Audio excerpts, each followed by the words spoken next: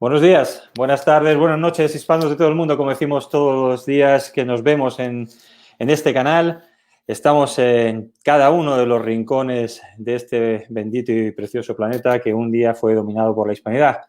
Desde aquí, desde Hispanos contra la Leyenda Negra, como sabéis, intentamos aportar un pequeño granito de arena para verter algo de luz en tanta oscuridad que durante tantos siglos se virtieron sobre nuestros episodios históricos por nuestros enemigos de siempre. Eso se entiende, siempre como en empresa se va contra los grandes. Y en aquella época, pues obviamente España y la hispanidad, las provincias de ultramar y las de la península, eran el enemigo a batir tanto por ingleses, holandeses como demás naciones que querían, pues lo que nosotros ya teníamos, 300 años de prosperidad y de comercio mundial, siendo los dominantes de ambas cosas, tanto militarmente como económicamente del mundo. Pero bueno, al final no es tampoco defender de leyendas rosas o doradas, como queréis llamarlas.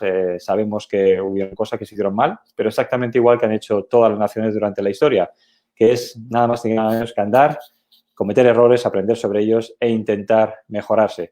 Lo que sí que está claro es que necesitamos que se sepa, y es lo que intentamos hacer de aquí, que hubo un cambio de pensamiento, probablemente, muy seguramente, provocado por la fe enorme que los reyes católicos y sobre todo la reina tenía y quería aplicar en el descubrimiento, en la exploración, en la conquista de los nuevos territorios americanos.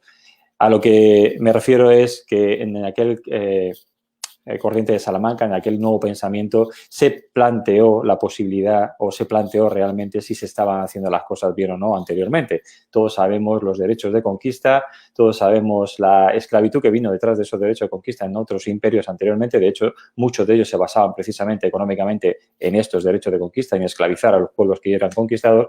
Y como nosotros, por primera vez en la historia, se planta la semilla de lo que hoy son los derechos humanos, pensando única y exclusivamente que todos somos hijos de Dios y todos somos seres humanos con nuestros derechos a defender. Se hicieron leyes al respecto, eso es historia, no estamos dando ninguna opinión aquí, y esas leyes se cumplieron en mayor o menor medida, como hoy se cumplen en mayor o menor medida, teniendo en cuenta además que es hace 500 años y no existían los medios de comunicación que existen hoy en día, ni se podía llamar por teléfono, ni se podía mandar un email, ni se podía hacer cosas que se hacen hoy en día, sino que todo eran barcos, trayectos larguísimos y obviamente la información viajaba más lentamente.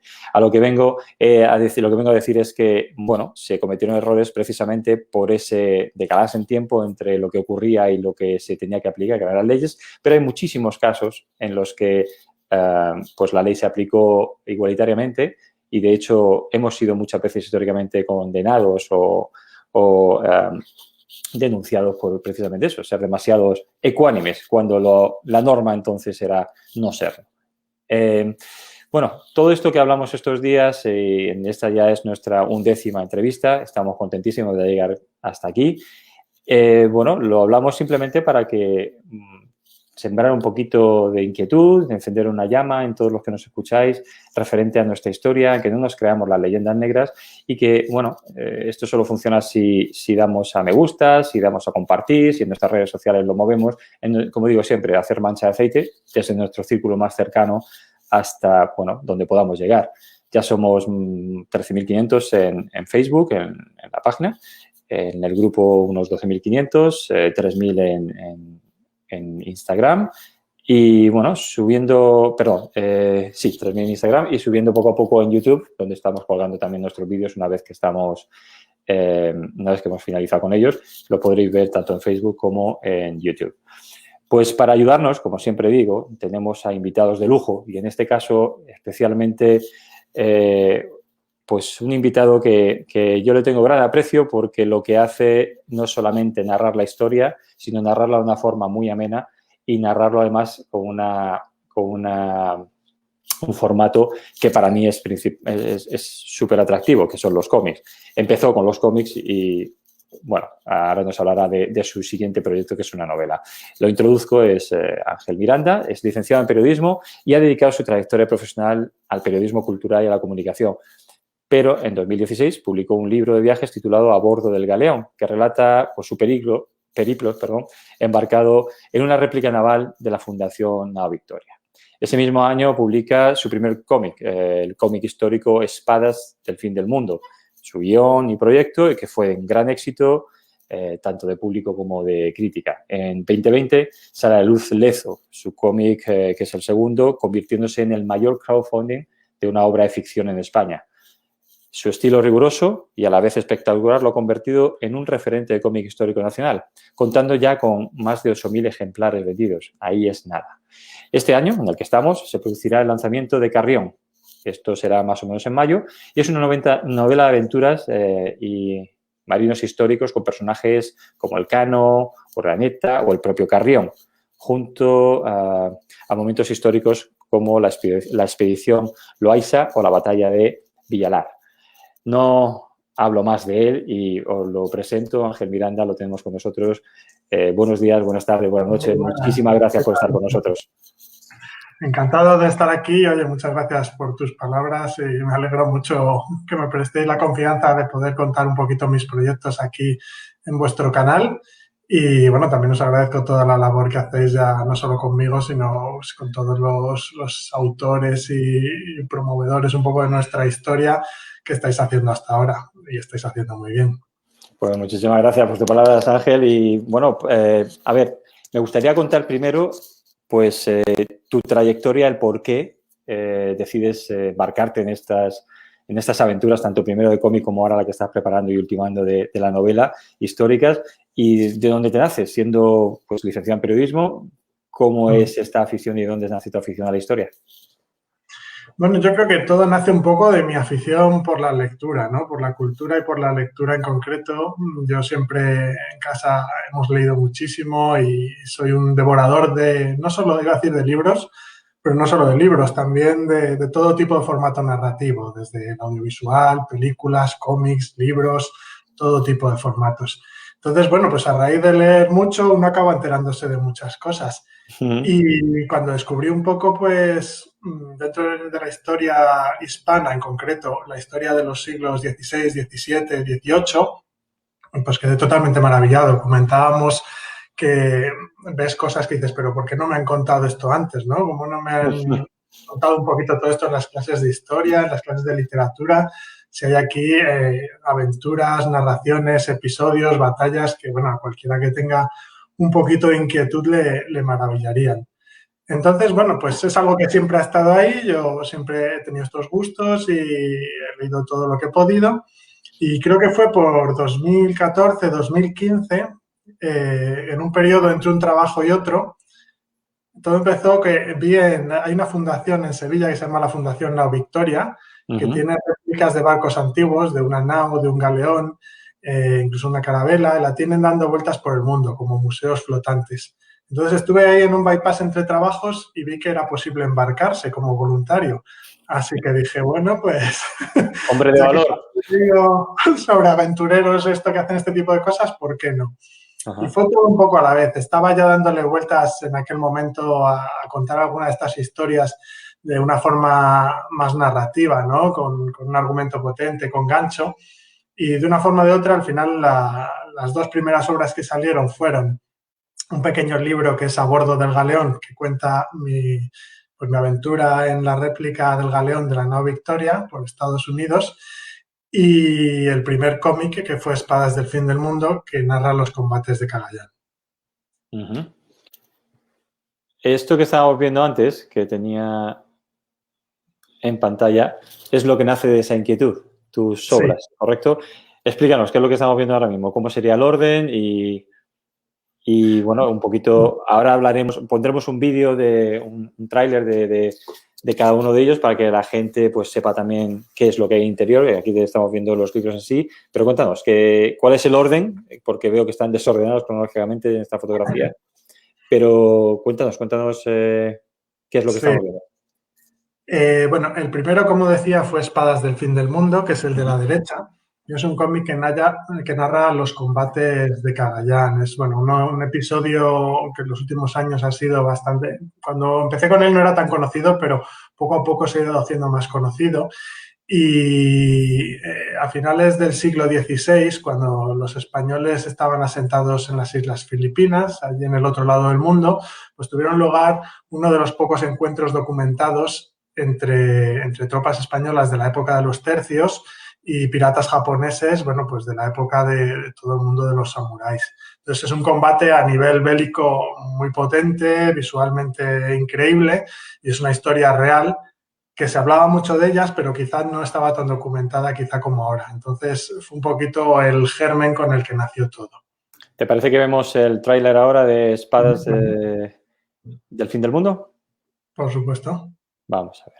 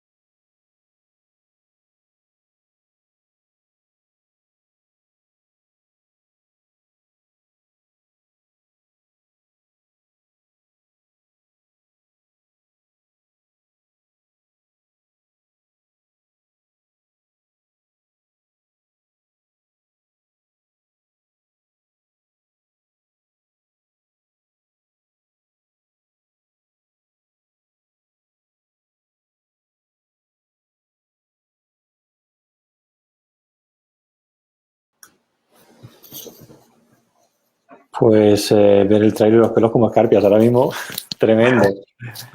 Perdona, te iba a decir, hay una faceta en tu obra que quisiera destacar sobremanera, porque nosotros luchamos contra la leyenda negra, luchamos contra pues todo aquello que maximiza lo negativo y minimiza lo positivo que se hizo durante la época del Imperio Español.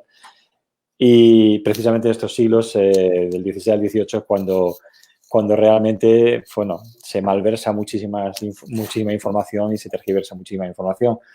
Y en este punto quisiera destacar que tu documentación es absolutamente rigurosa, que tienes la colaboración de un historiador del Museo Naval de Madrid. Quisiera que me contases esta parte. Y luego, pues eso, cómo te documentas, cómo te informas, cómo trabajas una obra antes de llevarla a cabo.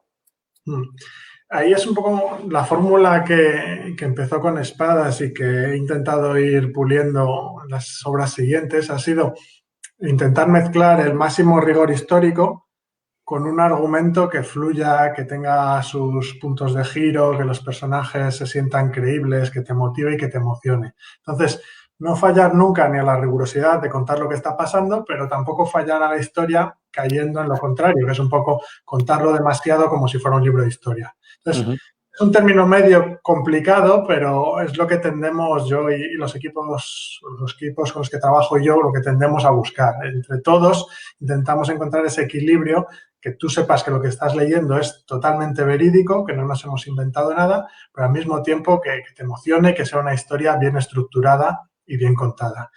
Entonces, para obras como Espadas, lo que intento siempre es primero acudir a los documentos originales, porque, por ejemplo, Espadas es un buen ejemplo, los combates de Cagayán, de un episodio que con los años pues, se ha ido haciendo famoso.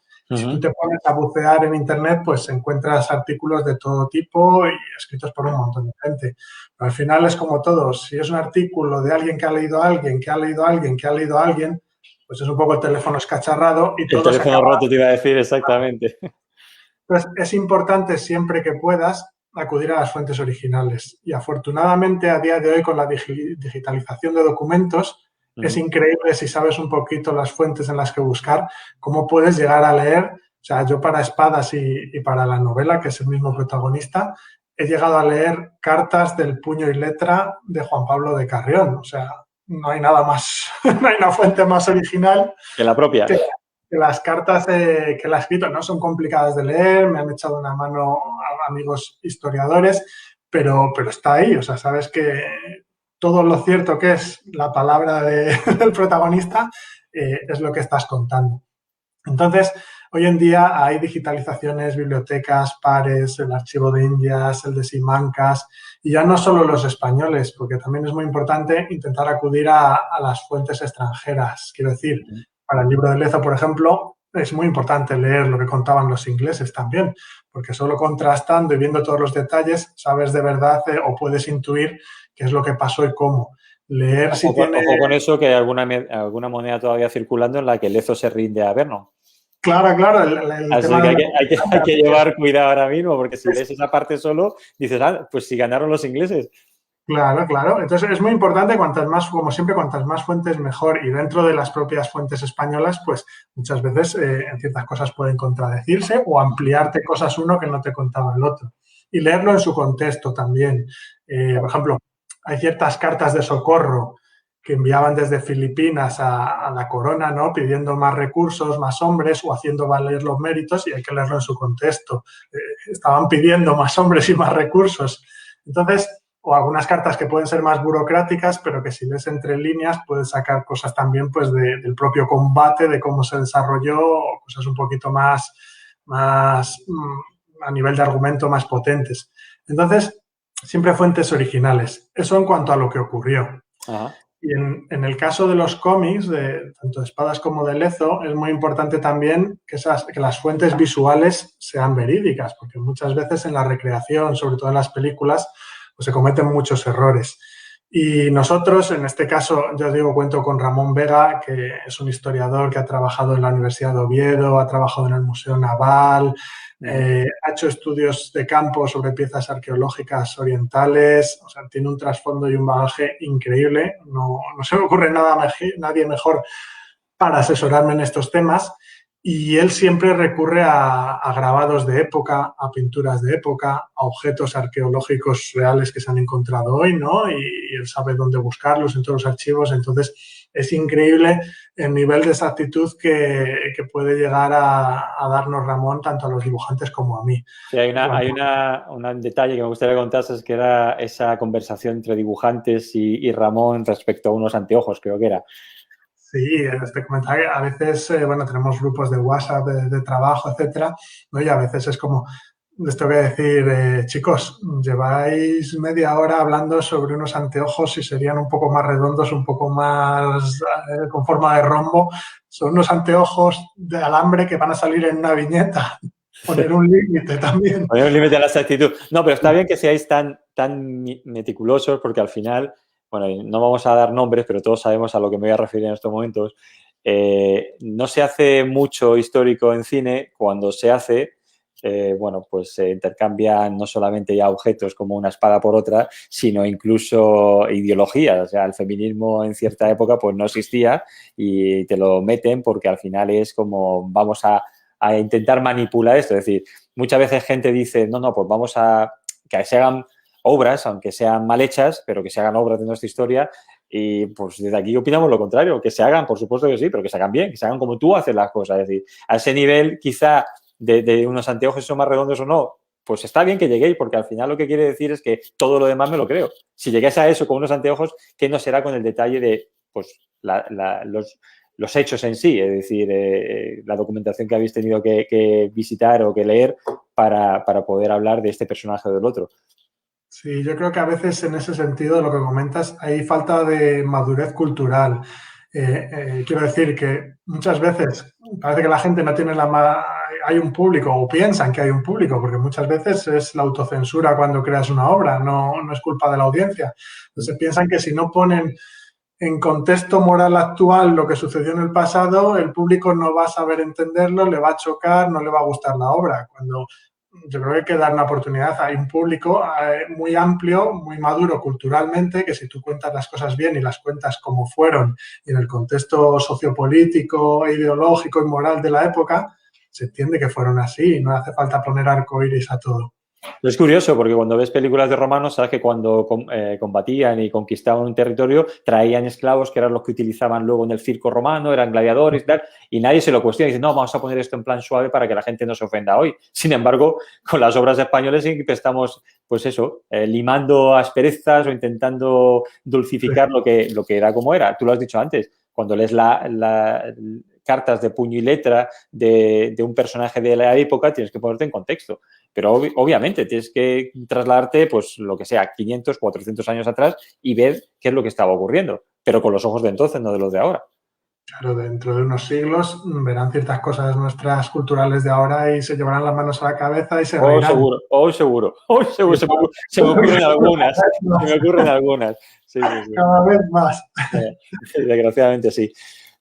Bueno, háblanos, porque nos has comentado por la colaboración de Ramón Vega, entiendo que aparte de tu investigación tendrás otros colaboradores, pero hay una cosa curiosa que yo te pregunté por ignorancia mía, que era que aparte de ser el autor de lo que es la obra escrita, si tú hacías el tema de los dibujos, porque he visto una gran diferencia, luego pondremos otros trailers, entre un cómic y el otro y los dibujos de la novela. Cuéntanos cómo obtienes esa colaboración o el porqué de la colaboración como la tienes planteada tú.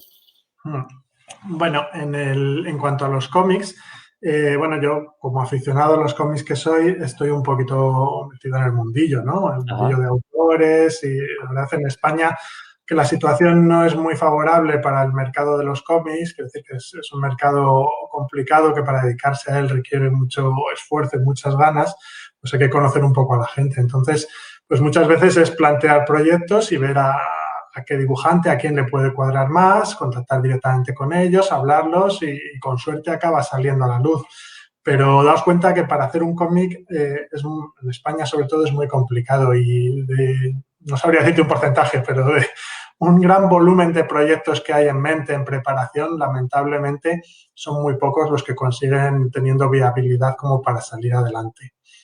Entonces, en este sentido, yo busco y veo dibujantes y conozco dibujantes y he intentado buscar dibujantes como han sido Juan Aguilera para Espadas y Guillermo Mogorrón para Lezo, que a mí me ha parecido que tienen un estilo que podría cuadrar a nivel histórico y a nivel de esa fuerza y esa garra que quiero para las historias. Entonces, no es tan fácil encontrar un dibujante que te respete la parte histórica y rigurosa y que al mismo tiempo te dé que cuando hay una escena de acción mole, que te salte de la viñeta, ¿no? Entonces ahí también hay que tener en cuenta para los cómics que el trabajo de dibujante de cómics es duro y es un trabajo en el que tienes que dedicar muchas horas. Básicamente para un cómic de este tipo de unas 80 páginas estamos hablando de que el dibujante va a estar dedicado a él aproximadamente a lo largo de un año, dedicado a él, que va a ser su trabajo por las mañanas y por las tardes. Entonces, es complicado, pero a la vez es muy satisfactorio y sobre todo si quieres encontrar dibujantes de una calidad como creo que yo he encontrado en estas dos obras. Entonces, el primer cómic lo hice con Juan Aguilera y el segundo con Guillermo Mogorrón. El de Lezo está dividido en dos partes. Ahora mismo estamos trabajando en la segunda, está Guillermo sacando páginas.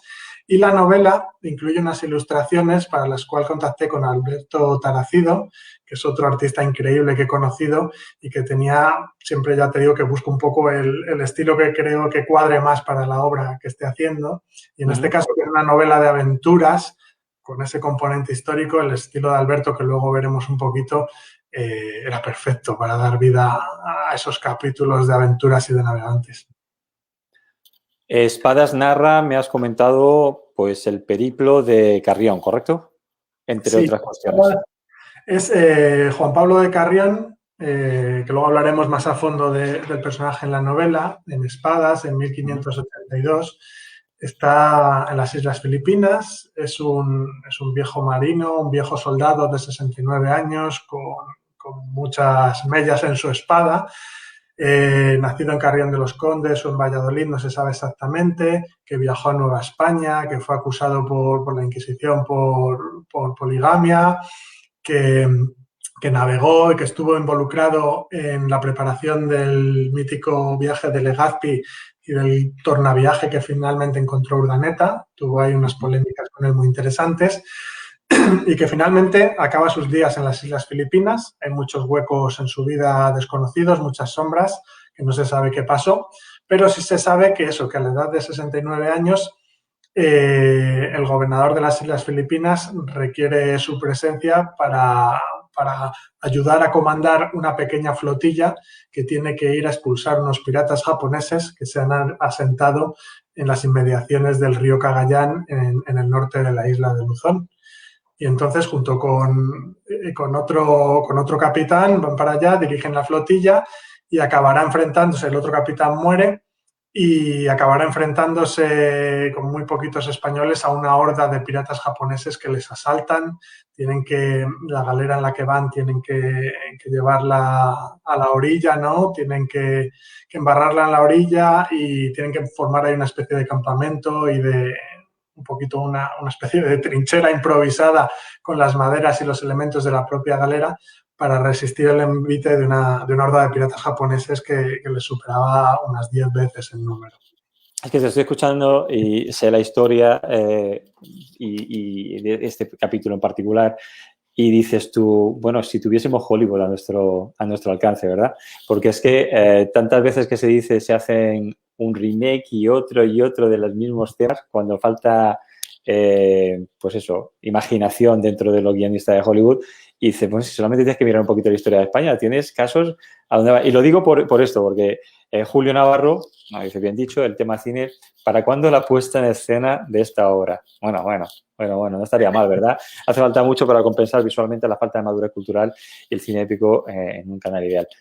Pues ojalá alguien algún día nos haga caso porque es algo que siempre repetimos. Lo hablamos con Daniel Arbera, lo hemos hablado con José López Linares, que está haciendo el documental. Es decir, la falta de interés del cine en general es pasmoso, pero el cine español que no se entiende. Es decir, tenemos tantísimas batallas, tantísima obra, tantísima historia, tantísima épica que contar, que no se entiende cómo no se está explotando ese filón, aunque simplemente fuese por el egoísmo comercial de sacar provecho de ello. O sea, ahora los piratas son los buenos y ¿sabes? Los españoles ni siquiera aparecemos en la historia. Bueno, imagínate un Hollywood tratando a los Lezo o todos estos personajes de nuestra historia como se merecen. La verdad es que yo ya te digo que estoy enamorado de esa época a nivel argumental y de las batallas y las aventuras que tuvieron lugar y se podrían hacer productos audiovisuales súper potentes, pero tanto una megaproducción como haría falta para llevar Lezo, por ejemplo, como cosas más pequeñitas como podría ser para la batalla de Cagayán. Estamos hablando de un escenario muy concreto y no haría falta tampoco, te creas, una megaproducción para hacer algo muy digno y muy chulo. Pero sí, a veces parece que nos quedamos a medias o que incluso lo que se hace no acaba de cuajar, ¿no? Y muchas veces entre los aficionados a la historia, pues luego hay críticas de ciertas obras porque hay cosas que no se han hecho bien del todo. También hay excepciones de lo contrario. No voy a hablar de lo malo porque no me gusta tirar piedras contra el tejado de otros autores, pero sí se hacen cosas, por ejemplo, la serie de La Peste, ha habido veces que sí que se ha recreado un poquito mejor todo lo que se estaba haciendo. Y bueno, luego sí que es verdad que todos tendemos a lo que más nos gustaría ver, ¿no? Es la película, porque una película es algo muy espectacular, muy potente visualmente y que te llega mucho y estamos todos... Y se ha utilizado enormemente la historia desde que el cine es cine como propaganda. Yo recuerdo aquí las películas de Frank Sinatra y compañía cuando andaba siendo marino en películas de marinerito, cuando hacía falta que la gente se embarcase, cuando la gente se tenía que alistar en la Navy. Y aquí lo utilizaba muy bien el ejército y el gobierno americano hacía la película así y, claro, muchísimos jóvenes pues veían el atractivo en ello. Es decir, se ha utilizado muchísimas veces para guiar. Luego, como denuncia. ¿Cuántas películas no se han hecho tipo denuncia? Bueno, la guerra de Vietnam yo creo que es la que más tiene porque casi todo es negativo porque perdieron aquella guerra y empezaron pues a hacer grandes obras sobre ello en modo crítica. Pero bueno, en España es que nada de nada. Es decir, tú dices que porque eres buena persona y quieres ver lo positivo, pero yo es que veo mucho negativo en lo poco que se ha hecho. El otro día hablábamos con un bisnieto de uno de los últimos Filipinas y la última película de los últimos es que es denigrante. O sea, si yo soy familiar de los que sufrieron aquellos, estaría verdaderamente ofendido porque los trataba directamente y literalmente, perdón por la palabra, de gilipollas. O sea, no somos valientes, no somos tal, lo que somos es gilipollas. Bueno, chico, pues un poquito de respeto para nuestra historia. Déjame que te traslade una pregunta de Julio Navarro, que es a quien hemos puesto antes, y es una pregunta directa a Ángel Miranda, que es que si tus cómics van a continuar con novelas y otros episodios de nuestra historia y la de tantos. Vamos a hablar de ello después, ¿verdad? Sí, bueno, pues la respuesta rápida es que está funcionando muy bien y que yo creo que sí, que poco a poco van a ir saliendo más obras. Andamos barajando ya más autores y además el tándem creativo que he hecho, por ejemplo, con Ramón y con estos dibujantes, yo creo que se puede repetir con otros personajes que están pidiendo a gritos que otros episodios que se lleven. Porque si bien las películas son muy espectaculares, he de decir que el cómic está muy bien para contar, para la narración histórica, porque te permite marcar tu propio ritmo cuando lo estás leyendo y te permite quedarte a fijarte en esa viñeta, en los detalles, si se ha hecho bien, en la ropa, en las armas, poder recrearte mucho con ello. Y también a nivel comprensivo, puedes contar un momento de acción muy rápido y muy potente, pero también puedes contar a lo mejor otro momento, un diálogo, una conversación, que para mí son muy importantes entre personajes y que es un poquito más denso, más espeso, pero gracias al cómic, como marcas los tiempos, puedes leerlo y puedes procesarlo mucho mejor que a lo mejor en una película. Antes de pasar al siguiente, que es Lezo, déjame que pongamos en pantalla algunos saludos. Este lo voy a poner, aunque es destinado a mí, debería ser a ambos, pero es que Flor María fue nuestra entrevistada número 10, la de la semana pasada. Flor María, gracias por estar viéndonos. Tenemos a gente desde Colombia, Cristian Martínez, saludos desde, Francia, de un colombiano, o sea, también está en Francia como Flor María. Desde Valencia, saludos a Julio Navarro, a quien hemos puesto anteriormente.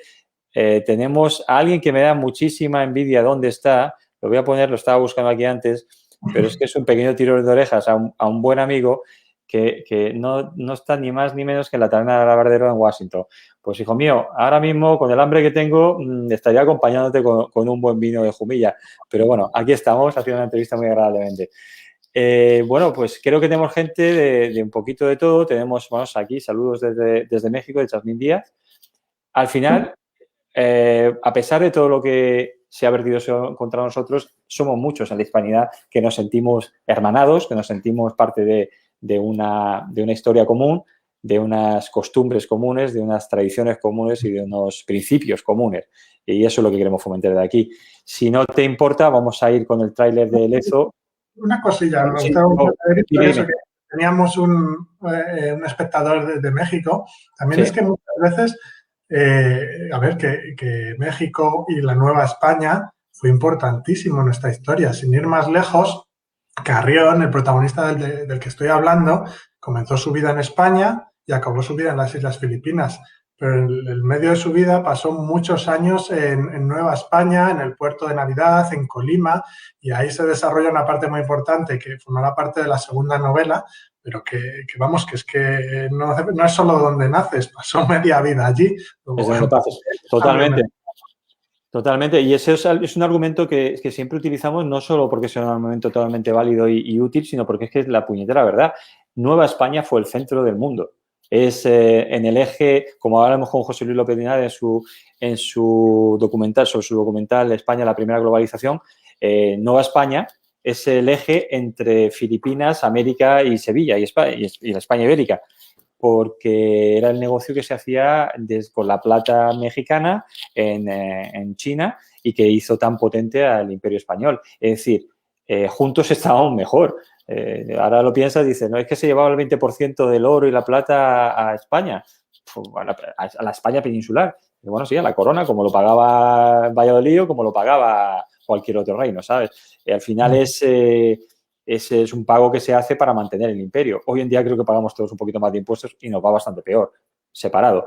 Pero bueno, es el trato que se ha dado a la España de entonces, que ahora, pues como se dividió en su momento, a mí lo que de todo esto me da pena es que se están sembrando muchos odios.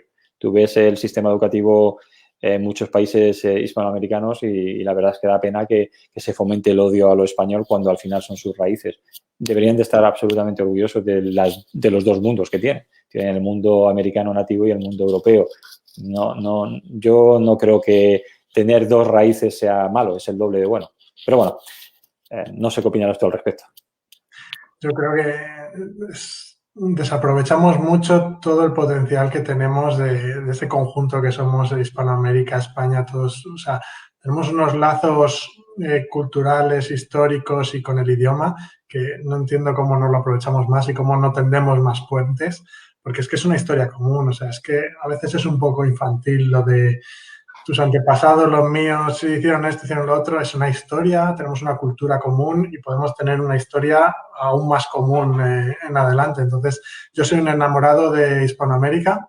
Siempre lo poco que he viajado allí, pero me gustaría viajar y conocer más y más países porque me parece que es una oportunidad que tenemos ahí de conocernos unos a otros y de aunar culturas que es una pena que la desperdiciemos por ciertas tonterías a veces. Es politización, al final es lo que te decía, hay intereses, nos dividieron en su momento y quien salió ganando en aquel momento fue obviamente Inglaterra, que fue la que realmente se quedó con el oro que había allí guardado para América, para las provincias americanas, pero España, pues no se traía aquí. Se hicieron, siempre recuerdo lo mismo, se hicieron 700 ciudades 100 años después del descubrimiento, es decir, el oro se gastaba en esas cuestiones y cuánto patrimonio de la humanidad no construyeron los españoles en sus provincias americanas. Pero al final es que les interesa que estemos divididos. Tú imagínate 550 millones de hispanohablantes unidos y con una sola voz y una sola fuerza. Lógicamente no interesa. Pero sí que es cierto lo que tú dices, cuando viajas a países hispanoamericanos obviamente ves partes de ti ahí, ves una forma de pensar, una forma de hablar, una forma de entender la vida y nos une muchísimo más que nos separa y eso es lo que tratamos de hacer aquí, también tender puentes de lo que nos une.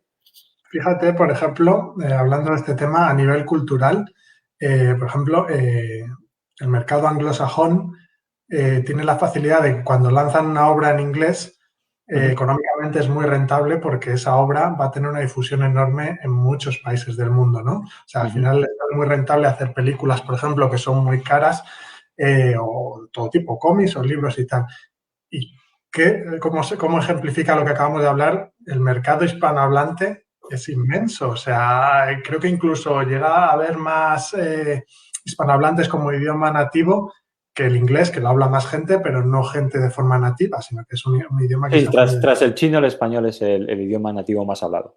Entonces, si tuviéramos de verdad un mercado cultural común, hispano, en el que las obras se pudieran leer y consumir de esa forma con tanta gente que podría disfrutarlas y que habla este idioma y que no lo hacemos y que estamos viendo que no, que hay problemas, ¿no?, con los productos culturales para que tengan cierto recorrido comercial, pues qué pena, ¿no? Si tenemos todo eso en común, ¿por qué no nos aprovechamos unos de otros de nuestra cultura, de las obras que lanzamos, etcétera? No, por lo que te decía, al final es un interés económico no nuestro, es un interés económico y político de otros que se están beneficiando porque nosotros no estamos unidos. Lo hablábamos el otro día con Flor María, ella que es nacida en México, de padre panameño, ahora viviendo en Francia, está por muchos sitios y al final dicen, sí, pero es que en México pues te juzgan por tu color de piel, por si tienes más sangre española, menos sangre española, eres más nativo, menos nativo, es decir, se está dividiendo la propia sociedad entre unos contra otros y al final eso pues es muy difícil si seguimos siendo pasivos y dejando que hagan lo que quieran en ese sentido.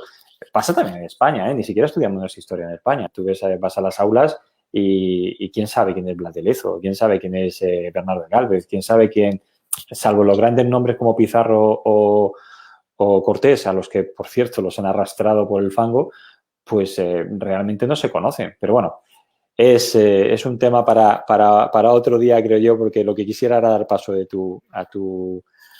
a tu tráiler de Lezo y hablar sobre este cómic, porque personalmente es un personaje que me parece increíble y del que habría que hacer no una película, sino 1000.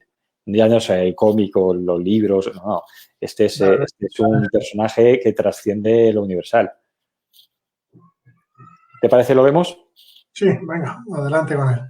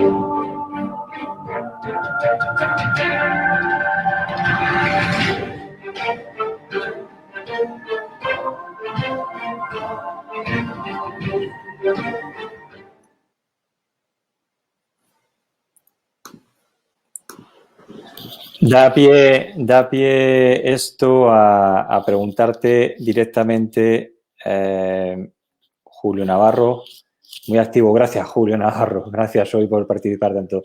Se debe preguntar dónde podemos comprar estas novelas. Hemos visto al final del vídeo de Blas de Lezo que ha hablado de un crowdfunding que, como decía yo en la introducción, ha sido el más exitoso de una novela de ficción, ¿correcto?, en España. Bueno, cuéntanos, ¿dónde se pueden adquirir los cómics? Y luego hablaremos de la novela, ¿dónde se puede adquirir? Cuéntanos un poquito también esto. Bueno, los cómics, como os decía, sí que han tenido mucho éxito comercial, por lo cual en España se pueden encontrar en cualquier gran superficie o en cualquier librería. Tiene facilidad para pedirlo a la distribuidora y que le llegue. Googleando un poco podéis ver que, salvo algunos periodos en los que están agotados, en lo que reimprimimos, que son de fácil acceso en cualquier librería, cualquier superficie. Quizá un poco la complicación de los cómics es que al ser un formato tan físico, que no tienen el formato digital, hay que moverlos de un país. Quiero decir, si alguien quiere comprarlo desde otro país, pues alguna plataforma como Amazon sí que te lo puede enviar, pero bueno, siempre es más complicado. La novela está ahora mismo en un crowdfunding en el cual pueden participar en la plataforma berkami.com. bkm.is/Carrión, o googleando Berkami novela Carrión se puede encontrar. Y la novela sí que ahora mismo es el proyecto de micromecenazgo, que acaba el 3 de marzo, tenéis hasta el 3 de marzo si queréis participar. Y la novela, aparte de ejemplares físicos, que sí que os podemos enviar, si son con envío gratuito en España, y si es en el extranjero, pues os cobraría aparte lo que fueran los gastos de envío, pero también os puede ser interesante a los que no vivís en España, que tiene un ebook, una versión digital, y un audiolibro con efectos de sonido 3D, que también se enviará de forma online. Entonces, bueno, pues esas son un poco la forma de conseguir estas obras. Perfecto. No, a ver, obviamente a todos nos interesa que tú vendas cuanto más libros mejor, porque eso es, al final, cómo podemos hacer conocer nuestras historias que de otra forma pues pueden caer en el olvido. Mi socio Vicente dice siempre lo mismo, y es que una mentira contada 1000 veces se convierte en verdad, y una verdad no contada cae en el olvido. Y eso es lo que tenemos que hacer, contar las verdades de nuestra historia para que, bueno, se conozcan. Bueno, cuéntanos un poco, hemos visto Lezo, yo tengo particular debilidad por este personaje, pero cuéntanos cómo surge la idea en ti y cómo te documentas para hacer, y hasta dónde llegas de su historia, es decir, dónde empiezas y dónde acabas con la historia de Lezo. Bueno, en Lezo, cuando acabamos Espadas, y gracias al éxito que tuvo Espadas, lo cierto es que era uno de los personajes que por supuesto teníamos en mente porque a todos nos apasiona, pero tampoco teníamos decidido fijo que iba a ser el siguiente cómic. Ajá. Pero sin duda fue el personaje que más reclamaron los seguidores y los lectores de Espadas, el que más sonó y el que más pedía la gente era Lezo. Entonces, a nosotros nos apasiona, la gente era el que quería ver de una vez por todas una obra visual y por eso nos metimos con ello. De Lezo se ha escrito mucho, se ha escrito muchos libros, algunos más de ficción, otros cuantos más rigurosos y más en plan históricos, ¿no? Pues contando la batalla desde diferentes vertientes históricas para entenderla bien, pero no se había hecho nada hasta ese momento visual. Y ya os digo que había alguna novela, pero no se había hecho nada un poco con esa potencia narrativa, ese gancho de que puede ser una película o un cómic muy espectacular. Entonces nos pusimos a ello. Ramón, que es el asesor histórico y el documentalista con el que trabajo, habíamos visto que funcionábamos muy bien, le conocí a mitad de proceso del cómic de Espadas, entonces con Lezo ya él empezó desde un principio. Y me alegro mucho porque si Espadas ya era complicado, todo el tema de la documentación, si quieres ser riguroso, es complicado. Al fin y al cabo, yo soy un aficionado a la historia e intento documentarme todo lo posible. Intento ir a las fuentes originales, pero nunca nunca pisaré con los pies de plomo que pisa un historiador, y más un historiador de la talla de Ramón. Entonces, Ramón estuvo desde un principio y la parte documental ha sido un pilar fundamental a la hora de crearlo. Como os decía, ¿Qué parte de la historia cuentas de Lezo? ¿Dónde arranca? Nos centramos en la batalla de Cartagena de Indias porque queremos contarlo bien, y a veces si intentas contar toda la vida del personaje, si estás haciendo un documento que no tienes problemas de extensión y es más de talante ensayo histórico, no hay problema. Pero si quieres contarlo bien narrativamente, no puedes ir atropellado, necesitas tu espacio. Yo creo que en el tráiler se ha visto un poco esa tendencia que tenemos nosotros a meternos en el personaje, a no solo contar la batalla, sino que entiendas las motivaciones del personaje, que crezcas Hemos con él. sentido el dolor de la pierna, sí. Son escenas crudas también, eso, que muchas veces la gente se piensa que por ser un cómic es más infantil. No, de hecho nos preguntaba Julio Navarro, que ve que las novelas son para público adulto, y quisiera preguntarte si tienes alguna propuesta infantil. Por el momento no, aunque he sido padre hace relativamente poco y no descarto que eso me lleve a... Yo te lo pido encarecidamente, porque ya sabes que estoy comprando este tipo de historias para mi hijo, que conozca nuestra historia, y mejor cómic infantil, que este es un poquito crudo de momento. Claro, al fin y al cabo el cómic es como el cine o la literatura, es un medio en el que puedes tener el perfil y el ámbito que quieras, y en nuestro caso son cómics adultos, quizá un poquito más Lezo que Espadas, porque ya habéis visto que las escenas crudas se cuentan como fueron, y no solo eso, sino por ejemplo en Lezo nos hemos preocupado de entender cosas que a nosotros en la fase de documentación y leyendo toda la literatura y las obras que se han hecho sobre Lezo, pues no me acababan de quedar quizá del todo claras. Y son cosas como la motivación de los personajes, el por qué hizo cada uno de ellos lo que hizo, los conflictos internos que había en cada bando y quizá no es sencillo, pero el apartado bélico estratégico, si tú te pones, lo estudias y con mucho esfuerzo y con el historiador al lado, acabamos entendiendo exactamente cómo se movieron los barcos, cómo se prepararon las barricadas, las tropas aquí y allá, por qué se hizo cada cosa. Pero también es muy importante entender, en el caso de Lezo, pues cualquiera que sepa un poquito la historia, por ejemplo, sabe el pique y la confrontación que había entre Eslava y Lezo en el propio bando español, ¿no? Y a mí me parece tan apasionante entender por qué estaban así de enfrentados y cómo se desarrolló ese enfrentamiento, al igual que el enfrentamiento a más a nivel bélico de cañonazos que hubo con los ingleses. E incluso en el propio bando inglés, que tenían personajes que acabaron totalmente enfrentados, como puede ser Vernon y Wentworth. Y eso es apasionante. Y un diálogo bien llevado con esa tensión puede ser tan emocionante como los momentos más de acción de cañonazos. Y todo eso intentamos contarlo y contarlo bien. Y para contarlo bien, intentamos investigar todo lo posible en los documentos, los diarios de cada uno de ellos, para así entender bien qué es lo que estaba pasando, las motivaciones, por qué hubo ciertas traiciones, por qué hubo ciertos movimientos. Y creo que todo eso luego enriquece mucho la obra, llegar a ese punto de personajes y de contar la historia a todos los niveles, no solo a nivel más bélico. Correcto. Saludos de Carlos Merino, es un gran amigo que compartimos en distintas redes sociales. Saludos de un dibujante de TVOs hispanoamericano. A pocas manzanas del hospital donde Lezo perdió su pierna en Málaga. Muy pues buenas. Saludos, Carlos. Y aquí tenemos otro desde mi tierra. Por cierto, que se dice que quizás se podía haber llegado a salvar la pierna, pero que claro, de hecho porque Lezo estaba en la nave capitana cuando la perdió en la batalla de Vélez Málaga con el conde de Toulouse y tenía el mejor de los mejores cirujanos que habría en la batalla. Pero que bueno, con todo, claro, no es lo mismo operar tranquilamente en el hospital que en la cubierta del barco y claro, hizo lo que pudo y también debió pensar en el momento, quizá la podamos salvar, pero si intentamos salvarla y no la salvamos, se nos va a morir. Lo más seguro es cortar por lo sano. Déjame salude a María Tortosa, que la tengo en mi tierra, tengo que incluirlo sí o sí, es desde la Manga del Mar Menor, desde Murcia. Yo soy murciano, aunque estoy lejos, pero se siente cada vez que alguien te saluda desde la tierrica. Claro. Pues, Lezo, hemos quedado en que te has centrado en la batalla porque contar en un formato, digamos, que no tiene que ser tampoco muy extenso, pues al final contar toda su vida sería para varios tomos, ¿correcto? Claro, sería una serie o sería condensarlo estropeando la historia. Entonces, lo que sí que hemos hecho es dividirlo en dos tomos de 80 páginas cada uno. El que ha salido a la luz es el primero, que cuenta la parte inicial de la batalla en Boca Chica. Ajá. Y en el segundo tomo pues ya finalizaremos la historia.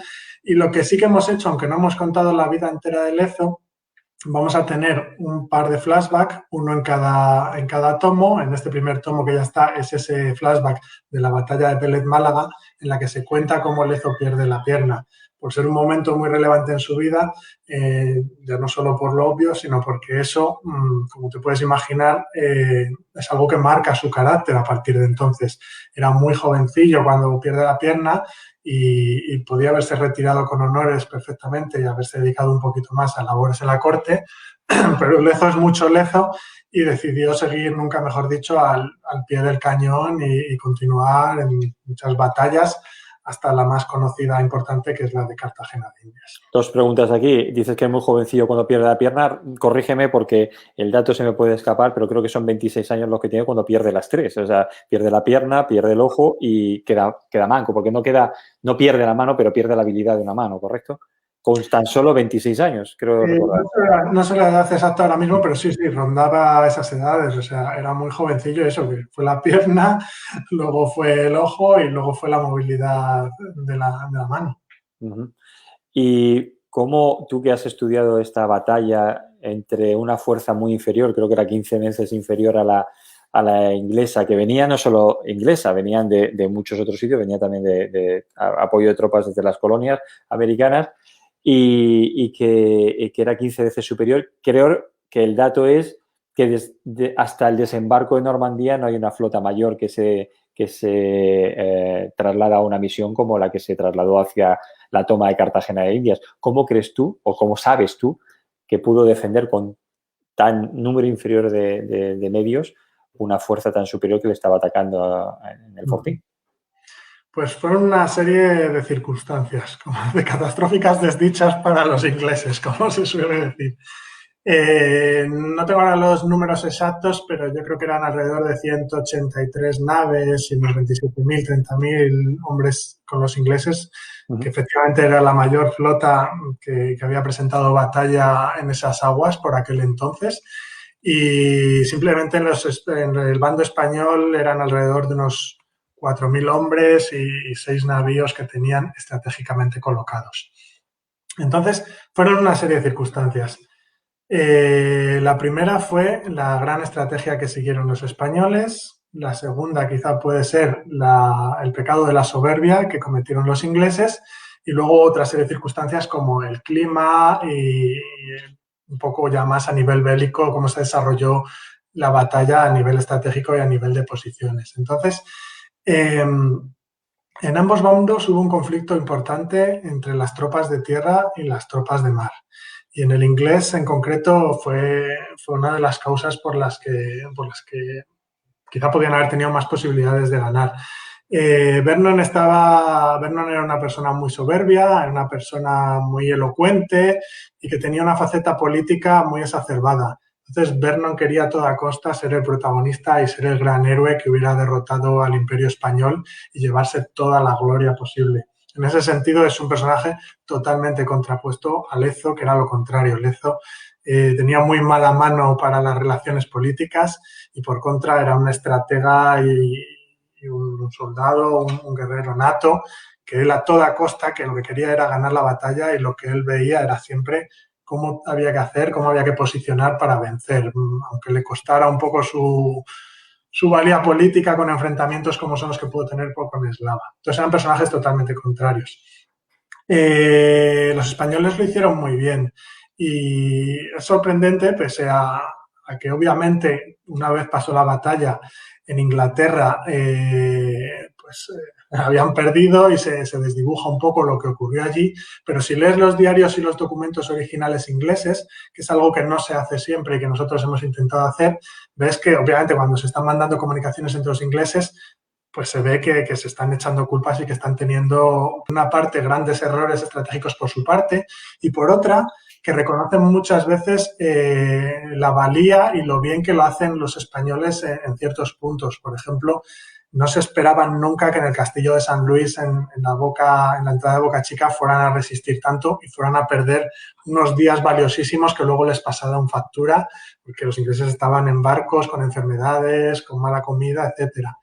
Creo que perdóname ese detalle porque es lo que había leído y lo he leído últimamente, es que precisamente por las ganas de triunfar, por las ganas de hacerlo rápido, por las ganas de contraatacar, no se pertrecharon bien.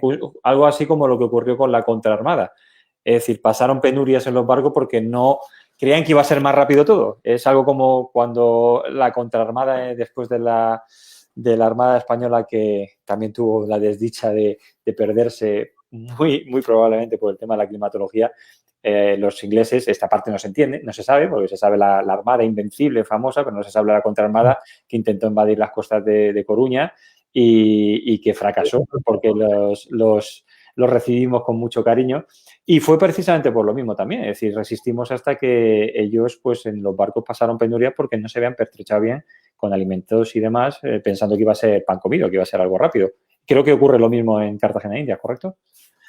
Bueno, en cierto modo sí. De hecho, Vernon había hecho 2 tanteos previos que habían sido rechazados y debería haber sabido mejor lo que le esperaba allí. Y también pensaban que iba a ser mucho más fácil, por supuesto, con esa gran armada que llevaban, no esperaban ni muchísimo menos que se les fuera a resistir tanto paso a paso. Tanto es así que hicieron estas cosas bonitas, es decir, pensaban que iba a ser tan fácil y lo daban por hecho que acuñaron esta moneda. Los españoles fue por hacer una guerra de resistencia, de aprovechar lo máximo posible sus recursos. Y Vernon también quería eso, quería que la parte naval destacara sobre tierra. Y quizás si Vernon hubiera apoyado un poquito más a las tropas inglesas de tierra, a costa de perder un poquito el prestigio y dejárselo más a las tropas de tierra, hubiera cambiado la cosa. Esta, la medalla famosa, es graciosa porque eso, una vez pasa Boca Chica Vernon, consiguen romper el tapón de Boca Chica, dicen, bueno, se nos ha atascado un poquito, pero ahora ya sí que lo tenemos hecho, ya estamos entrando con mi gran flota aquí dentro, ahora ya va a ser coser y cantar.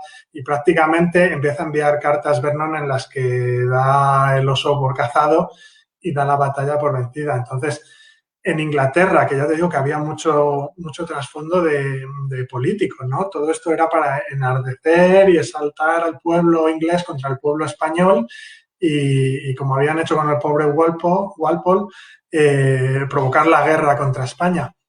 Entonces, en Inglaterra se da ya por vencido y se comienza a hacer un montón de lo que era el merchandising de la época, ¿no? Entonces hicieron un montón de medallas conmemorativas, de porcelanas conmemorativas, de merchandising puro y duro. Me hizo gracia cuando leí eso, que se había hecho porcelana con... Además, la narración que yo escuchaba era porcelanas con... No hablaba de pañuelos, hablaba de, no sé, una palabra parecida de la época, de pañuelo, o sea, de servilletas a juego con la conmemoración, como estamos viendo aquí, que este es Blas de Lezo rindiendo armas a Vernon, cosa claro, que no ocurrió. Fíjate incluso que además, en esto no sé si se aprecia bien, pero alguna le ponen incluso las dos piernas sí. ¿no? Para... Estaba buscándola, perdóname que la voy a buscar con la de las dos piernas. De hecho, en el crowdfunding lanzamos una de las recompensas, los crowdfunding, ¿no? Además de la obra en sí, siempre se añaden recompensas extras que puede obtener la gente. En el caso de la novela de Carrión, que está ahora en Berkami, pues son láminas, grabados y mapas de época, una caja de madera, etcétera. Pero en el cómic de Lezo, una de las que más le gustó a la gente fue una réplica de esta medalla. Hicimos con un maestro artesano, especialista en hacer medallas y monedas de época. Hicimos una réplica que yo creo que es de las mejores réplicas que hay ahora mismo que puedes comprar. Y tuvo mucho éxito, claro. Sí, la que me decías la tengo encontrado aquí, y creo que es una reproducción, pero bueno, para poder... Sí, es una réplica. Pero bueno, está aquí con las dos piernas y rindiendo y con la famosa del orgullo español rendido ante Vernon. Y está... Bueno, se quedaron con las ganas en ese momento. Luego nos ganaron con la división interna. Eso es otro cantar. Eso viene después. Si lo hubieran conseguido los ingleses, otro gallo hubiera cantado en Colombia. Hombre, tenlo por seguro. Aquí el gallo en Norteamérica, fíjate cómo ha cantado. Siempre lo decimos también, desde Hispanos contra la Leyenda Negra, cuando nos acusan de genocidas, violadores y no sé cuántas cosas más a los conquistadores españoles y toda esta historia. Dice, sí, pero mira de Río Grande para abajo cuánta población, tanto nativa como mestiza hay, por encima del 80%, y el dato lo tengo marcado a fuego, o sea, es un 2,4% en Estados Unidos y un 1,7% en Canadá. Pues sí, hubiese cantado otro gallo, pero al final el diablo español es el diablo español. Y desde que Orange dijo que Felipe II era el anticristo, pues así estamos, con la propaganda protestante anticatólica. Siempre digo que el protestantismo, salvando, cada uno puede ser lo que sea, pero nace como contraposición del catolicismo, cuando el catolicismo no nace contra contraposición de absolutamente nada. Pero bueno, es lo que hay y eso es lo que estamos sufriendo. La propaganda, que para mí Orange es el primer gran marketingiano del mundo mundial. Bueno, nos hemos salido un poco de tema, al final te centras en la batalla, la has documentado perfectamente. A mí siempre me ha sorprendido cuando he leído sobre el tema, pues aparte de los golpes también de suerte que tienes que tener cuando ganas ante una fuerza tan superior, de lo hábil que fue Lezo a la hora de mover sus piezas e incluso de sacrificar algunas en pos de bloquear al enemigo. Sí, sí. hubo ahí y no solo Lezo, hubo mucha gente. Lezo, desde luego, era un gran estratega y tenía muy claro lo que él quería que hacer y, en cierto modo, lo que había que hacer. Y su papel fue fundamental, sobre todo en la parte de Boca Chica. Luego también tuvo grandes momentos. Pero el problema de Lezo era un poco la incomunicación que tenía con Slava, ¿no? Lezo decía, pero déjame mandar a mí, déjame los recursos, te estoy diciendo que si hacemos unas batidas ahora vamos a evitar males mayores, etcétera. Entonces, Lezo era un estratega muy osado. Era un estratega que no le importaba estar al pie del cañón, estar delante, y cuando había que atacar, si iba a tener una repercusión a la larga en la batalla importante, él lo hacía. Y Slava era quizá más recogido, más de, uy, es que sí, es que luego nos dejamos desprotegida la ciudad. Pero bueno, al final, afortunadamente, y más allá del enfrentamiento que tuvieron ellos posteriormente, consiguieron llevarlo adelante y consiguieron utilizar los recursos de una forma prodigiosa para bloquear muchos días a los ingleses, que les pasara factura el tiempo allí y conseguir hacer auténticas, muy pocos recursos y en muy precarias condiciones, conseguir resistir a los ingleses y causarles bajas de forma increíble. Ya te digo que los propios ingleses llegan a decir es que los barcos de Lezo están situados en la posición más ventajosa que pudiera nadie jamás imaginar, y aunque son muy poquitos, no nos dejan avanzar. Ya estaba pensado aquello. ¿Habrá segunda parte de Lezo? Sí, sí, sí, el dibujante ya, bueno, el dibujante todos estamos ya en ello, ya tenemos unas cuantas páginas hechas, pero funcionó también la primera parte, que nos está permitiendo trabajar más la segunda parte y sacar el crowdfunding cuando ya la tengamos más avanzada en este Nos caso. están regañando por usar terminología inglesa, pero es que a veces uno ya está acostumbrado. Captación de fondos. Bueno, pues captación de fondos. Si nos puedes adelantar algo de la segunda parte, ¿qué época de Lezo va a tratar? Sí, trata la segunda parte de la batalla de Cartagena, cuando ya han entrado dentro los ingleses, ¿no? Y ya la batalla tiene lugar a las puertas de la ciudad, y hacemos un pequeño flashback de la batalla de Tolón, en la que Lezo pierde el ojo. Pues os lo cuento de exclusiva. Muchísimas gracias por la exclusiva. Carlos Merino nos pregunta si aquella... No, perdón, campaña de mecenazgo. Vale, campaña de mecenazgo. Bueno, captación de fondos, que al final es lo que nos interesa. Nos preguntaba aquí si sigue en venta la moneda. No, que va, hicimos una edición limitada. Al final, es lo bueno de los crowdfunding, ¿no? Que hay que participar cuando se desarrollan, y es una forma también de mecenazgo, los micromecenazos, de agradecer a la gente que te apoya en el momento, incluso antes de que la obra haya salido a la luz. Pues se lo agradeces un poco, pues, con el precio, poniéndolo más barato y dándoles todas estas facilidades y apareciendo en agradecimientos de la obra y tal. Pero, No bueno, sé, puede pasarte por el micromecenazgo de la novela, que tenemos también cosas muy interesantes de recompensas. micromecenazgo. Es que a veces Javi Montoya nos dice que hay que poner en valor el papel de Slava. Tú lo estabas haciendo hace un momento. Sí, la verdad es que, o sea, Slava, y fue un logro conjunto. Ya digo que más allá de los problemas que tuvieron luego y las jugarretas que se hicieron a nivel personal, ¿no? A nivel estratégico fue un todo, porque Slava también tuvo muy claro que la batalla final se iba a desarrollar en el castillo de San Lázaro, a las puertas de la ciudad, y que había que prepararlo todo lo posible para darle matarile ahí al ejército inglés. Hubo confrontación y fue muy tenso a lo largo de toda la batalla interna, lo cual a mí narrativamente es oro, porque todo lo que sea conflicto, al contar narrativamente una historia, le da mucho brillo. Claro. Pero todos pusieron de su parte, y fue una suma de todo. Pues lo esperamos ansiosamente. Ya te digo que, bueno, hemos estado hablando antes en bambalinas sobre el tema del Lezo y, bueno, yo estoy lejos, pero quiero adquirir este y el siguiente porque es un personaje que me apasiona. Hablemos de Carrión. Carrión es tu novela. Ya no estamos hablando de un cómic, estamos hablando de una novela que entiendo que es en contexto histórico porque es el personaje que viene de espadas, ¿correcto? Y si quieres, vemos el tráiler y como hemos hecho con lo anterior y hablamos después un ratito sobre Carrión, ¿te parece? Muy bien, perfecto. Hace ya largo tiempo que debiera haber muerto. Voto a tal que así sería si Dios hubiese repartido justicia a mi paso en vez de fortuna, llevándoseme junto a alguno de los malnacidos que han intimado con el filo de mi espada. Mas aquí sigo, cumpliendo penitencia en el fin del mundo.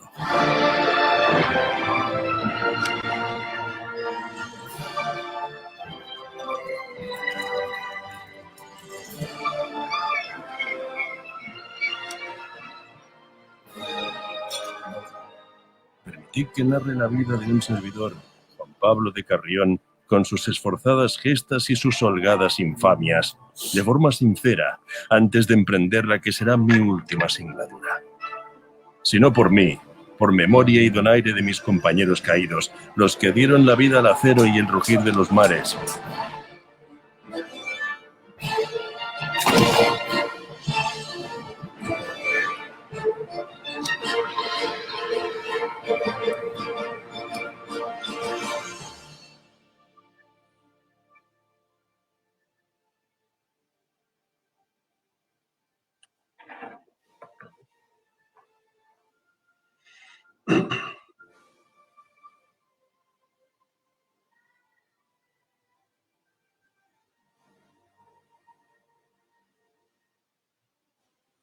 Bueno, ya teníamos al final la posibilidad de unirte a esta aventura con las campañas de micromecenazgo, vamos a decirlo bien, fuera de broma, no quiero que nadie se moleste.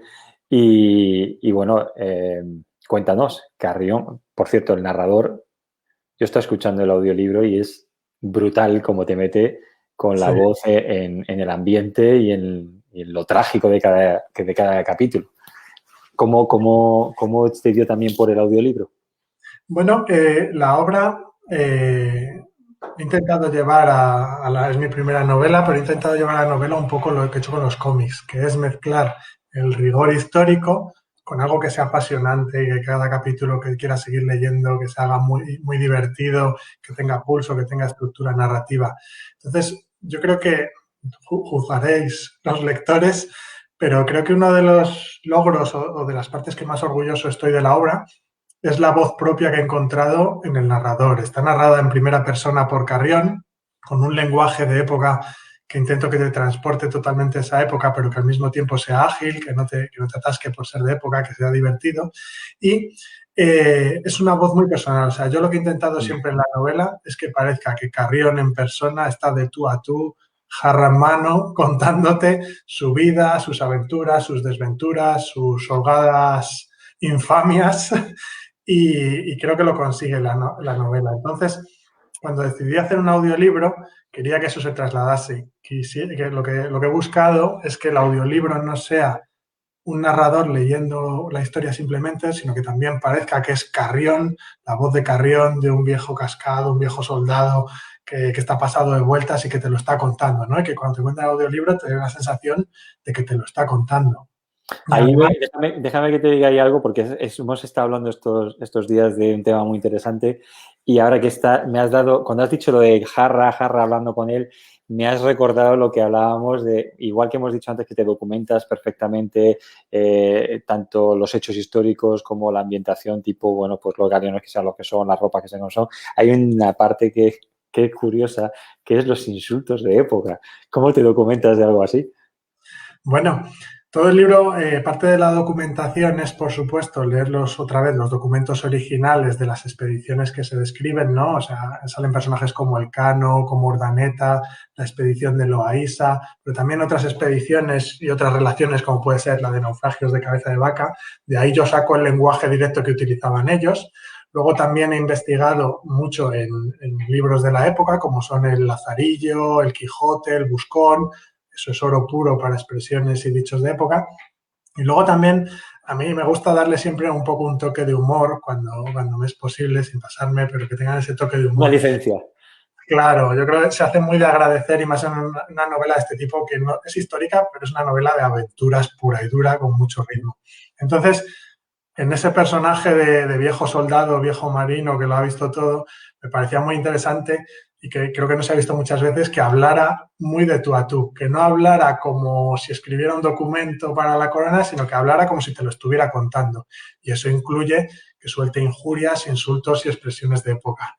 Y muchas las he sacado de todo esto que he contado y otras tantas de algunas tesis y estudios que hay acerca de procesos judiciales de la época, en la que un vecino acusaba al otro judicialmente de que es que tú me has llamado esto o has llamado esto a mi señora, y todo eso quedaba reflejado, todos esos insultos que se hacían entre ellos. Entonces, más auténtico imposible. Como lo estuvimos comentando, he apuntado aquí algunos de ellos. Pues, por favor, tírale. No se va a ofender nadie, somos todos mayores. Eso, ahora pone el paternal advisory, que sea en inglés. No, en inglés no que nos pegan, ponemos eso. Los pipi. Exacto.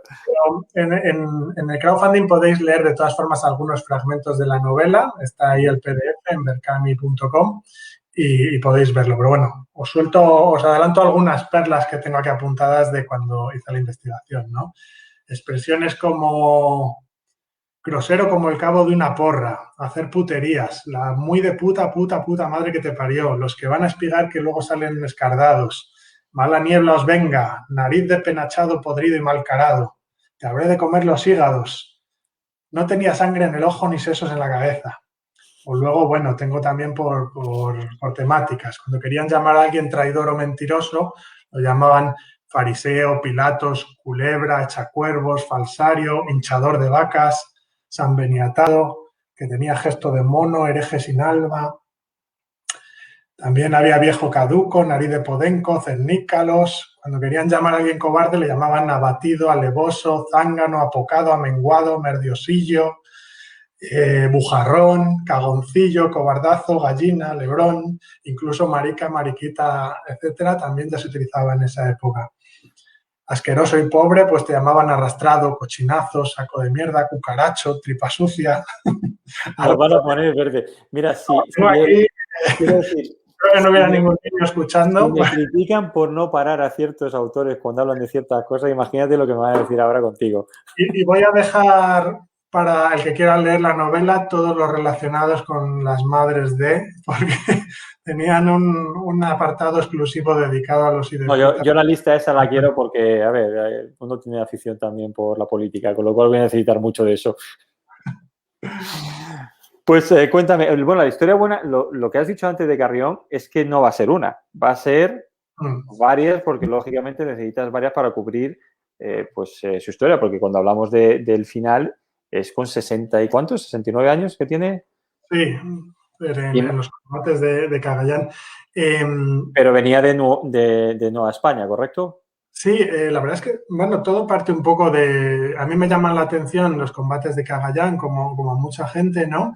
Pero a raíz de investigar los combates de Cagayán, empiezo a ahondar un poquito más en la vida de este marino y quedo enamorado de su historia, porque es un personaje muy atractivo en el sentido de que es histórico y de que aparece en unos cuantos documentos totalmente verídicos, pero no es uno de los grandes personajes como pueden ser los grandes descubridores de los cuales se sabe vida, obra y milagros. No, Carrión fue un soldado que tuvo sus momentos como la batalla de Cagayán y que aparece aquí y allá, lo que comentaba de que le acusa la Inquisición y tenemos un poco los documentos en los que aparece la acusación.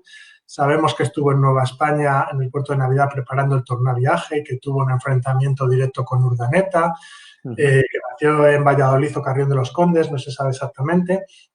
Y hay un montón de documentación, pero aparece aquí y allá. Pero no se sabe cómo desarrolló su infancia, no se sabe cómo desarrolló su juventud y no se sabe cómo fueron los huecos entre un documento y otro. Entonces, a mí también me parece, muchas veces se conoce a las figuras ilustres de la historia, pero todos estos marinos y soldados que estuvieron peleando y dando su sangre, ¿no? Y son relativamente desconocidos. Entonces, me apetecía hacer un homenaje a Carrión y con Carrión a todos estos hombres. Y aparte ese desconocimiento de detalles de su historia te da mucha libertad literaria para tapar huecos. Hay una opción que es, porque yo quería también aprovechar, me maravilla esa época y me maravilla todos los viajes que hubo a las islas de Poniente, a Oriente, ¿no? Todas esas expediciones y navegaciones que yo he leído los documentos y son unas aventuras increíbles. O sea, aquí sí que hay películas y series para aburrir. Entonces, a mí me apetecía hacer una trilogía que contara todas esas expediciones y que contara un poquito cómo fueron los españoles a las islas, bueno, los españoles, y volvemos a lo de antes, y mucha gente de Nueva España, A ver, ¿Cómo fue? nosotros aquí no hacemos distinción, son los españoles de la época, es decir, teníamos provincias de ultramar y provincias al final éramos todos españoles, del mismo imperio bajo el mismo sol. ¿Y cómo fueron primero a las Islas Malucas y luego a las Islas Filipinas? ¿Cómo se asentaron? ¿Cómo tuvieron enfrentamientos con los chinos, con los japoneses? ¿Cómo estuvieron por Camboya, por Malasia, por todas esas zonas, por Tailandia? Son un montón de historias increíbles. Entonces, quería contarlas todas y quería un hilo conductor y un narrador para encontrar esa voz propia como hilo conductor. Lo ha Podía conseguido haberme todo, ¿eh? Podía haberme inventado un personaje, como se hace muchas veces, pero me parecía algo muy jugoso e irresistible coger este personaje tan atractivo como es Carrión y a través suya, de sus labios y de los que fueron coetáneos a él, ir contando todas estas expediciones. Por eso he cogido a Carrión y esta primera novela narra su infancia hasta su juventud y es quizá un poco la que en ese sentido da más pie a que no se conocen muchos datos reales y entonces he podido y he tenido que imaginarme cómo llegó un chaval de Carrión de los Condes a embarcarse en estas increíbles aventuras y a convertirse en el soldado y en el marino que llegó a ser. Entonces me he esforzado en intentar contar cómo pudo ser alguien de la época, cómo pudo llegar a todo esto. Y al mismo tiempo hay momentos históricos en la novela como es la batalla de Villalar, la arribada del Cano después de la primera circunnavegación y la expedición de Loaísa, en las cuales sí que, otra vez como en los cómics, están basadas en los documentos originales que yo he leído y son 100% fidedignas a lo que ocurrió allí, pelea a pelea, cañonazo a cañonazo. Entonces, esa mezcla de potencia argumental, de trama bien estructurada, de aventuras individuales en cada capítulo, con ese rigor histórico y ese lenguaje de época, es lo que yo he intentado que dé una fórmula que sea original y que, bueno, aportar mi granito de arena a la novela histórica en ese sentido.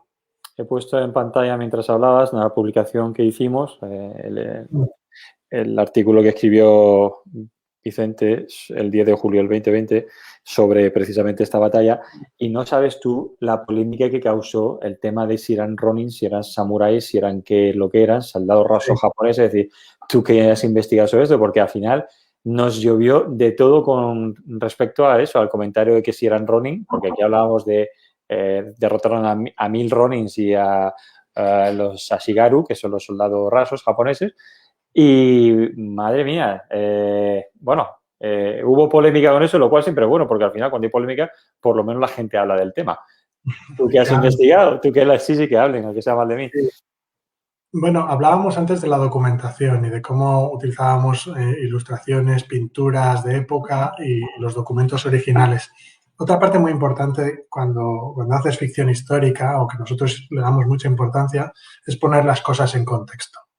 En ese sentido, por ejemplo, cuando tú sacas ropas o armas de la gente que estaba en Filipinas, te puedes inspirar en cuadros y en pinturas de la época, pero tienes que tener en cuenta que las ropas y las armas que tenían en Filipinas no son las mismas de las que tendrían en Flandes.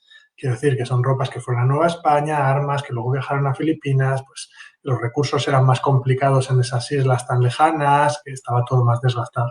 Del mismo modo, tienes que tener en cuenta cuando dices que una tropa de españoles se enfrentó a una tropa de piratas japoneses, significa que en las tropas españolas había soldados y había veteranos de los tercios y de otras guerras importantes de Europa, pero no eran todos veteranos ni soldados, ni sería un tercio como podía ser el tercio de las batallas en Italia o en Flandes. Ni eran todos españoles peninsulares, como nos preguntan aquí, porque ha causado Edwin Martínez. Dice, tengo entendido que había chacaltecas en expediciones. Por supuesto, de todos. También nos pregunta parecido Cristian Martínez, pues si había no hispanos de origen directo indígena en las expediciones y que se hayan hecho famosos o hayan dejado legado, como en Filipinas. Es decir, es algo que hoy, y perdón que interrumpa esto, pero es que siempre topamos con la misma historia, que es que cuando yo hablo de un personaje en concreto o una batalla en concreto, pues la gente, no eran españoles, pero es que había gente de aquí y de allá. Cuando lo de Bernardo de Gálvez, el tema de la intervención o de la participación muy importante con la Revolución Americana, pues la gente, no, pero es que eran de Cuba, eran de Puerto Rico, eran de México. A ver, que eran de España. Que luego todo eso se separó, pero eso es posterior. Es como si yo digo que yo ahora, no sé, soy otra cosa porque España vaya a evolucionar a otra cosa. No, ahora soy español y cuando yo actúo es como español hoy. Lo que pueda ocurrir con España en el futuro, pues otra historia. Es como el hispano de la famosa película de Gladiator, pues era español, pero no era español, era romano, porque pertenecía al Imperio Romano. Entonces, hay que ver también esas cosas que siempre estamos, como veis aquí, en Hispanos contra la Línea Negra, siempre estamos contra esto, pero nosotros mismos decíamos, ¿pero dónde eran? ¿Eran de aquí? ¿Eran de allá? Eran españoles. Pero obviamente habría de todos sitios como en cualquier otro lugar, como si hay batallas en los que hay sevillanos, iba a decir andaluces, obvio, valencianos o gallegos. Pues habría pues de lo que había en Nueva España, de todo. ¿Tú has visto algún personaje en particular que te haya llamado la atención que no sea español peninsular, por mencionarlo?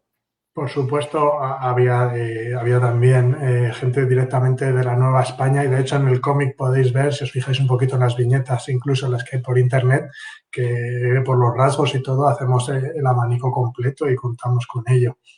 Lo que ocurre que también es cierto, y no vamos a engañarnos tampoco, es que los rangos de más responsabilidad y los capitanes, etcétera, solían ser directamente de gente procedente del reinado en España, ¿no? Entonces, los que suelen pasar a la historia, lamentablemente, igual que hablaba de lo de Carrión, ¿no? De gente más secundaria en ese sentido históricamente, porque no han pasado tanto los libros, pues solían ser cargos y gente directamente de España. Pero por supuesto que estaban allí batallando de todos y según fueron avanzando los años, directamente eran gentes que eran familias más nobles que se habían asentado en Nueva España y en el resto de virreinatos y que luego fueron teniendo esa repercusión en todas estas batallas, esa historia. Y luego por terminar con la parte de los japoneses, igualmente, los piratas japoneses eran una tropa variopinta.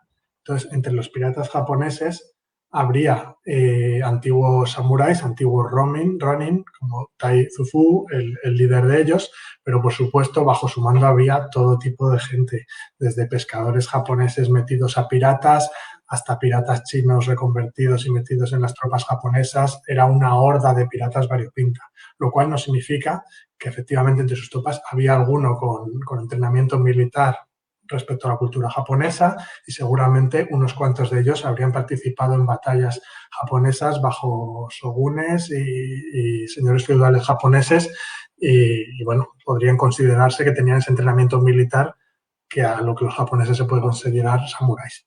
En el libro, de hecho, en el cómic lo intentamos ejemplificar muy bien y de hecho, bajo el líder hay como dos sublíderes. Uno de ellos es efectivamente un Ronin, con todo lo que eso significa de su personalidad y de personaje, pero el otro de ellos dejamos bien claro que forma parte de de los campesinos, piratas, un poco más en ese estilo y que tienen un pique entre ellos dos, de hecho, entre el Ronin y el líder de la gente un poquito que, ya sabéis cómo son los japoneses también, que él considera más de, pues eso, campesinos, pescadores, etc. De estratos sociales, sí. Dime cómo vas de tiempo, Ángel, porque llevamos 1 hora y 27. Me lo estoy pasando muy bien, pero voy a tener que dejaros. No sé Por eso te lo digo, quería avisarte que íbamos a llegar a la 1:30, como has dicho, pero 2 cositas antes. Una, orden de mi alma mater que tenemos aquí. A ver, este hombre me dice que ponga otra vez berkami.com, que es donde tienes el Berkami.com, lo podéis encontrar en la portada, es buscar, si no, Carrión Berkami en Google y os aparece rápido, está activo hasta el 3 de marzo y podéis haceros con la novela a un precio reducido que va a ser en una edición de lujo, con tapa dura, con estas ilustraciones que habéis visto en el tráiler en el interior y luego hay recompensas como las ilustraciones a color fuera, en papel de alto gramaje, como el audiolibro, como el ebook, camisetas, hay unas cuantas cosillas que podéis ver. Y la última, por darte una idea, porque además comparto esta, que es de Cristian Martínez, y de algún día te gustaría hacer una obra sobre los dragones de Cuera. Yo voto por ella porque viviendo en Estados Unidos, todo lo que sea hablar del pasado hispano en estas tierras me interesa, me gusta y me apasiona. Y además es el origen de los cowboys, que llaman, por decir término inglés y que alguien se moleste. No, quiero decir, al final toda la escenografía, la vestimenta y demás de los cowboys que pues eso, pulularon por el oeste americano, viene al final de los dragones de Cuera. ¿Lo conoces? ¿Tienes pensamiento de tocar el tema? Totalmente lo conozco y de hecho Pero un segundo, está buscando una cosa, pero es uno de los temas que tenía ganas de tocar, que me apasionan también, ¿no? Pues eso, ahí en el americano y tal. Y era uno de los temas que tenía apuntado para hacer un cómic, pero se me han adelantado. Bueno, siempre se puede mejorar. Lo cual también es una buena noticia, creo, porque al final aquí estamos entre todos haciendo, ¿no? Un poquito contando todas estas historias. El cómic va a salir primero en francés. Voy a hacerles un poco de propaganda a mis compañeros, porque se lo edita una francesa, pero seguro que acaba saliendo también en español. Tiene una pinta muy loca, tanto a nivel visual como a nivel de guión. De Harriet al guión y de Hill a los dibujos. Harriet es un autor el guionista con mucha experiencia en el cómic histórico, que ha hecho muchas cosillas, es un grande. Y en francés se llama Los Dragones de la Frontera, supongo que lo traducirán así también. Así que ese se me han adelantado, pero desde luego me alegra que hayan sido quienes han sido los que se me han adelantado. Pues Ángel, no te quiero robar más tiempo. De hecho, ni siquiera te quedes en bambalinas, sé que tienes que irte. Nos despedimos aquí. Pues sí, para cuando lances la novela quieres tener otra entrevista, yo estaré encantado de abrirte las puertas. Ha sido un placer. Creo que se quedan muchísimas cosas en el tintero. Hora y media da para poquito con todo lo que tienes que contar. Pero bueno, esta es tu casa y cuando quieras espero que vuelvas y cuando tengas un nuevo lanzamiento, por favor, visítanos y cuéntanos qué nuevos proyectos tienes.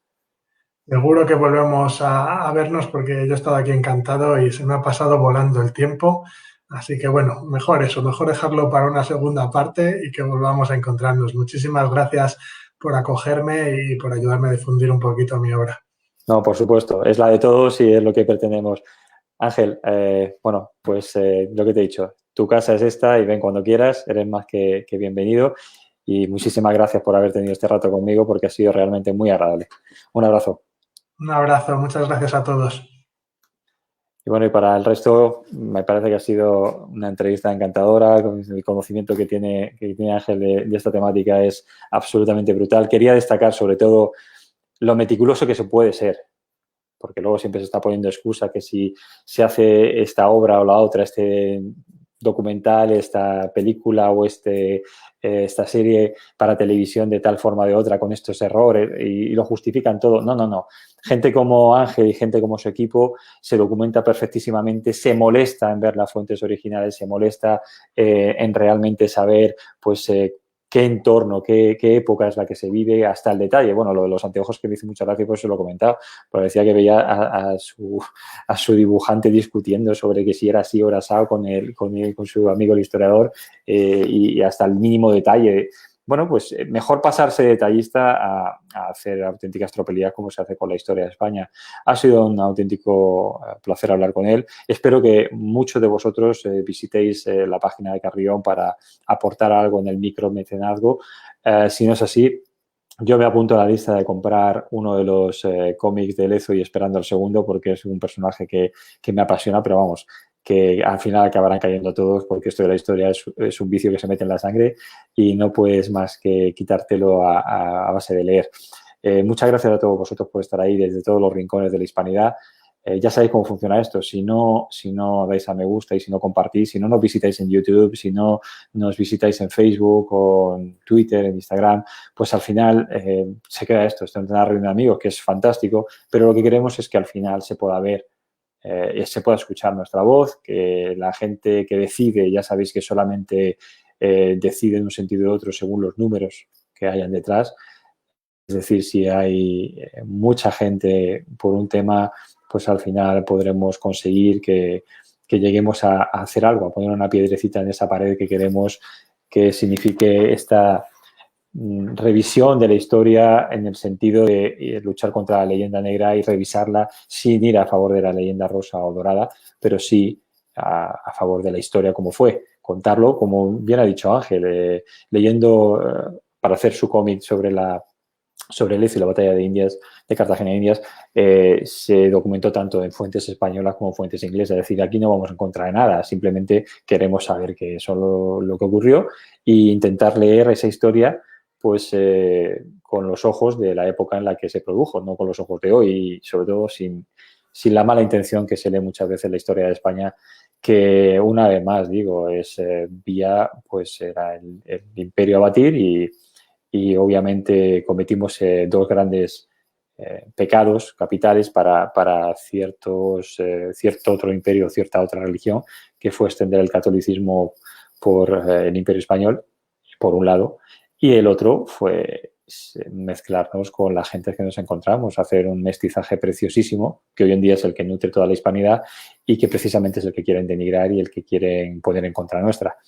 Esperemos que no sea así, esperemos que entre todos, esta plataforma y otras muchas que nos dedicamos a lo mismo, podamos poner un poquito de razón en todo esto y lo que digo siempre, encender esa pequeña llama en alguno de vosotros que os interese más la historia, que os interese más estos temas, que transmitáis esto a gente que no está interesada y que al final pues demos a conocer lo que ocurrió porque es digno de ser conocido y si tuviésemos un Hollywood en España pues no habría film suficiente para hacer las películas que saldrían de nuestra historia. Simplemente en estos pocos siglos, pues ya habéis visto estos distintos episodios, pues todo lo que sale. Y los personajes tan apasionantes y bueno, pues sí, las batallas, porque, como digo siempre, España no fue el inventor de las guerras han existido siempre, pero nosotros pusimos un poquito de raciocinio en lo que ocurrió después de la batalla. Después de la conquista lo que ocurrió fueron 300 años de bonanza, 300 años de ser los dominantes tanto militares como económicos del mundo,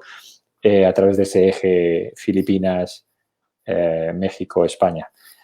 Es así, es como lo contamos, es nuestra verdad, nuestra historia. Está aquí las puertas abiertas para quien quiera rebatirla, pero nos sentimos muy orgullosos de ser españoles y muy orgullosos de todos los hispanos que se sienten también parte de nuestras raíces, con la parte también, obviamente, americana, que lo único que hace es enriquecerlo. Tener dos partes es más que tener una.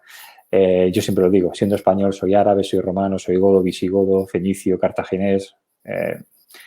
Es lo que hace que seamos lo que somos hoy en día y no echamos la culpa a nadie del pasado de lo que somos hoy. Somos lo que somos gracias al pasado, no a pesar del pasado. Esperemos que os haya gustado. Yo creo que es un personaje interesantísimo y que tendremos aquí la oportunidad de tener seguro en el futuro cuando tenga nuevas obras. Hispanos, me he alegrado mucho, pero es que estaba muy a gusto. Me ha parecido corto la hora y media y solamente quería pues dar una pincelada de lo que se me ha ido ocurriendo mientras teníamos esta entrevista. Como digo siempre, buenos días, buenas tardes, buenas noches, hispanos de todo el mundo. Os queremos desde aquí, desde Hispanos contra la Leyenda Negra. Un abrazo.